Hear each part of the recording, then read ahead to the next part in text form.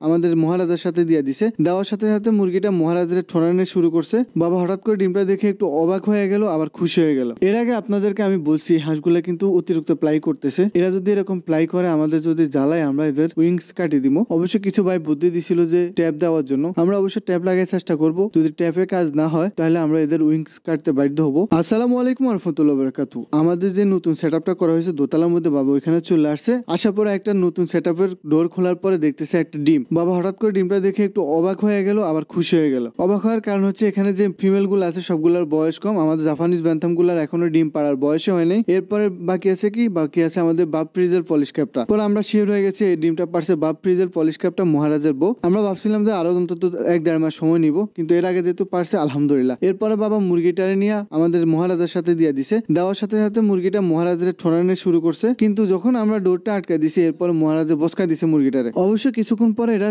আবার ঠিক হয়ে গেছে, কারণ নতুন অবস্থায় একজনটা একজনের চিনে না। প্রাথমিক অবস্থা এমন করে, এরপর ঠিক হয়ে যায়। এটা আপনারা তো ভালো করে জানেন। এরপর বাবা চলে আসছে আমাদের নিচতলা যে হাঁসগুলো আছে বাংলা হাঁস, তাদেরকে খাওয়া দিয়ে দিছে। আর এই বাংলা হাঁসগুলার কিন্তু রেগুলার এখন ডিম পারতেছে আলহামদুলিল্লাহ। কিন্তু আমার কথা হচ্ছে এই হাঁসগুলা যে পরিমাণ খাবার খায় ওই পরিমাণ কিন্তু এদের স্বাস্থ্য বাড়ে না। দেখেন আমার চীন হাঁসগুলা কিন্তু ওই পরিমাণ খাবার খায় না, কিন্তু তাদের স্বাস্থ্য আলহামদুলিল্লাহ ভালো আছে। আর চীন হাঁসগুলা কিন্তু খুব দ্রুত বড় হয়, এমনকি যথেষ্ট পরিমাণ ওজন হয়। ওই তুলনায় বাংলা হাঁস বড় হয় না, ওজনও হয় না। কিন্তু বাংলা হাঁস অবশ্য ডিম বেশি পারে চীন হাঁসের তুলনায়। বাবা একটা ডিম ঘর থেকে বাইর করে নিয়ে নিছে। আর সম্ভবত বাকি হাঁসগুলা ডিম আজকে পারে নাই, গ্যাপে আছে। যাক আলহামদুলিল্লাহ আমাদের ডিমের চাহিদা পূরণ হয়। এখান দিয়ে দেখেন আমার কাকার ঘরে হিসেবে একটা হাঁস পড়ে গেছে পানির মধ্যে। পরে নাই, এই হাঁসটা এখানে চলে আসছে, সম্ভবত প্লাই করি। এর আগে আপনাদেরকে আমি বলছি হাঁসগুলা কিন্তু অতিরিক্ত প্লাই করতেছে। এরা যদি এরকম প্লাই করে, আমাদের যদি জ্বালায়, আমরা এদের উইংস কাটিয়ে দিব। অবশ্য কিছু ভাই বুদ্ধি দিছিল যে ট্যাপ দেওয়ার জন্য। আমরা অবশ্য ট্যাপ লাগাই চেষ্টা করব। যদি ট্যাপে কাজ না হয় তাহলে আমরা এদের উইংস কাটতে বাধ্য হবো, মানে এদের ফেদার কাটিয়ে দিব। অবশেষে বাবা আস্তে আস্তে করে হাঁসটার উপর উঠাইছে। উঠানোর পর বাবা চলে আসছে আমাদের কাকাদের ছাদের উপর দোতলায়। এখানে আসার পিছনে একটাই কারণ, এই যে হাঁসটা পড়ছে না, এই হাঁসটা কিন্তু আসলে উড়াল দিয়ে পড়েনি। উড়াল দিয়ে তো পড়ছে, কিন্তু ইচ্ছা করে পড়েনি। এখানে হচ্ছে আমাদের 3টা মেল আছে, বাকি সবগুলো হচ্ছে ফিমেল। এই 3টা মেল যে পরিমাণ লাগালাগি করে, মানে মারামারি করে, এই মারামারি করে এখানে জাল এটা ছেড়ে এই হাঁসটা নিচে পড়ছে। তাই আমরা